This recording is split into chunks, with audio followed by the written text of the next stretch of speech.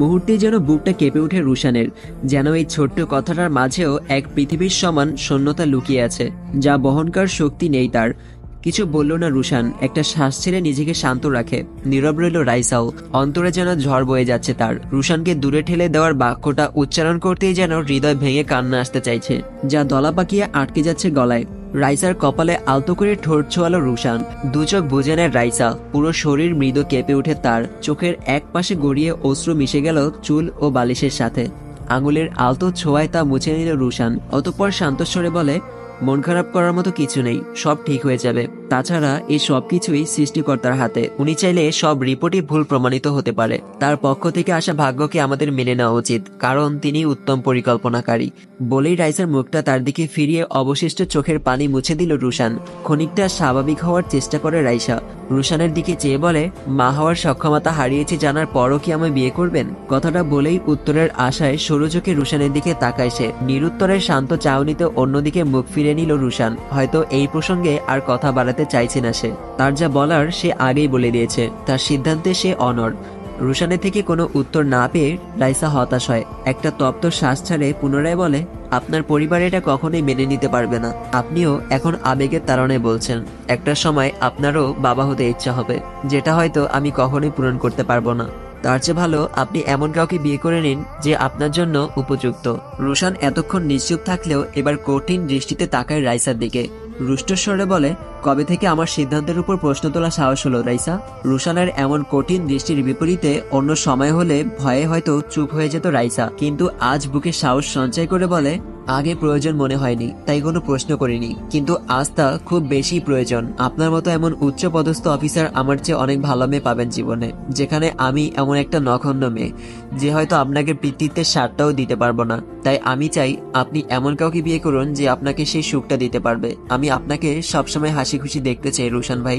একটা তপ্ত শ্বাস নিল রুশান। ক্ষণিকের জন্য দু চোখ বুজে নেয় সে। অতঃপর রাইসার দিকে দৃষ্টিপাত করে চেহারার রাগান্বিত ভাবটা ধরে রেখে বলে, আর একটা কথা বললে কষিয়ে চড় খাবি বলে দিলাম। বিপরীতে কোনো প্রতিক্রিয়া দেখলো না রাইসা, কারণ সে ভালোই বুঝতে পারছে রুশানকে বোঝানো বৃথা চেষ্টা।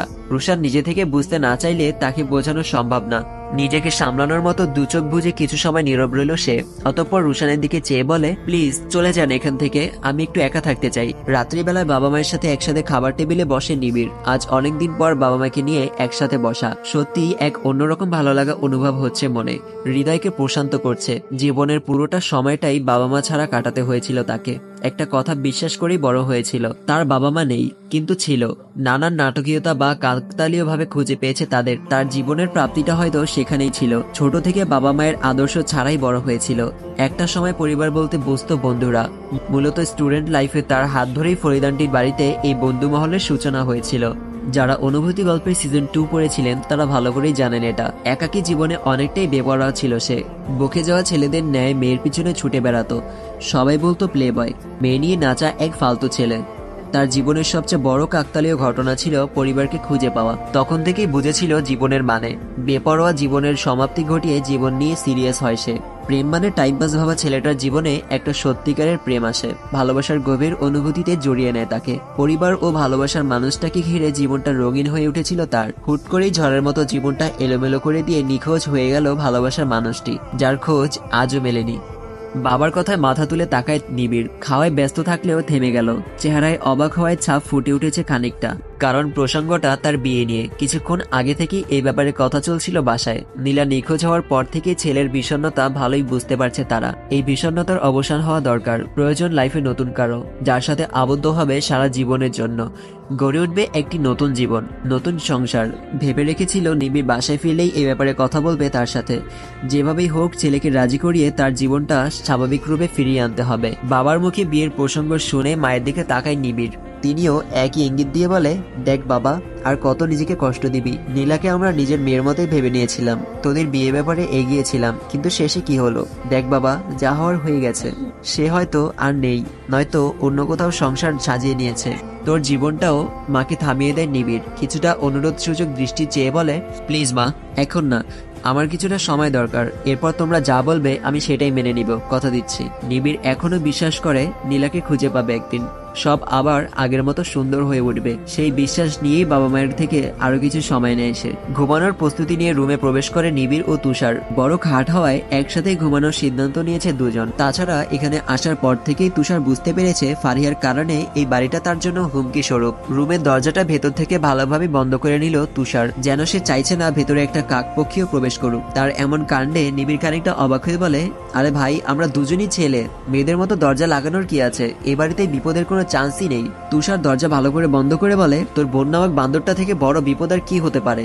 এমনিতেই তার চোখে মুখে প্রতিশোধের আগুন দেখতে পেয়েছি আমি, না জানি কখন কি করে বসে। কিছুটা হাসে নিবিড়, মৃদু হাসি ধরে রেখে বলে, তার মানে তুই একটা মেয়ের ভয়ে এভাবে দরজা বন্ধ করে ঘুমাবি? ভয় না ভাই, এটা সতর্কতা।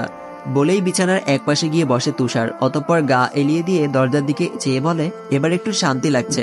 রাত তখন 3টা, রাস্তা অনেকটাই শুনশান।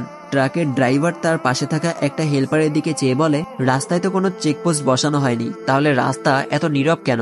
ভালোভাবে চেক করা হয়েছে তো?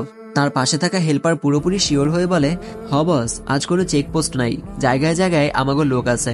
রাইত হয়েছে তাই হয়তো রাস্তা পুরাই খালি। ট্রাক ছুটে চলে। কিছুটা সামনে যেতেই ব্রেক চাপের ড্রাইভার, কারণ রাস্তার মাঝে একটা গাড়ি দাঁড়িয়ে আছে, নয়তো নষ্ট হয়েছে। তার ঠিক করার মতো ব্যস্ততা দেখাচ্ছে একটা যুবক, চেহারা পুরোপুরি বোঝা যাচ্ছে না তার। সিগারেট টান দিয়ে মাথা বের করে ড্রাইভার ধোঁয়াগুলো ছেড়ে একটা গালি দিয়ে বলে, এইসব ডটছাল নিয়ে রাস্তায় বের হন কেন? আর রাস্তায় মাঝখানে কি গাড়ি ঠিক করার জায়গা? একভাবে দাঁড়িয়ে আছে রুশান। ড্রাইভারের কথায় কোনো প্রতিক্রিয়া দেখালো না সে। সন্ধ্যায় রাইসাকে বাবা মায়ের কাছে রেখে বাসা থেকে বের হয় রুশান। ফিরে আসে তার দায়িত্বে। তার বিশ্বাস গোয়েন্দা থেকে খবর আসে আজ রাত 3টার দিকে আসছে সেই চালান, যেখানে প্রায় 2 কোটি টাকার মাদকদ্রব্য। কাছাকাছি এসে কাঁধে হাত রাখতে গেলেই ঘুরে নিজের হাত দিয়ে ড্রাইভারের হাত পেঁচিয়ে নেয় রুশান। পায়ে আঘাত করতেই রাস্তায় লুটিয়ে পড়ে ড্রাইভার। কোমর থেকে পিস্তল বের করে মাথায় তাক করতেই শান্ত হয় লোকটা। রুশানের আদেশে দ্রুই ট্রাকের 6 জন হেল্পারকে নামিয়ে তাদের গ্রেফতার করা হয়। আর রুশান সহ 6 জন পুলিশ সদস্য হেল্পারের পোশাক পরে উঠে পড়ে গাড়িতে। অতঃপর ড্রাইভারকে বলে সেই জায়গার উদ্দেশ্যে গাড়ি ছোটাতে। সেখানে পৌঁছে গেল ট্রাক, কিন্তু একটা কাকপক্ষীর উপস্থিতিও নেই সেখানে।